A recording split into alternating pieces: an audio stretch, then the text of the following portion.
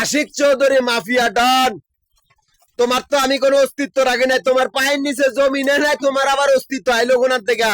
এমনকি তোমার আনারকলি আধুনিক যুগের খাঙ্কি মাগি গুলা, প্রিন্সেস মাগি গুলা একটার অস্তিত্ব রাখি নাই। তোমরা কোনো দিকে পালাতে পারবে না, সকল রাস্তা আমি বন্ধ করে দিয়েছি। আমি একটি কোম্পানির দায়িত্বরত ছিলাম, সেই কোম্পানির সমস্ত ব্যবসা প্রতিষ্ঠান, সমস্ত বাড়িঘরের মালিক।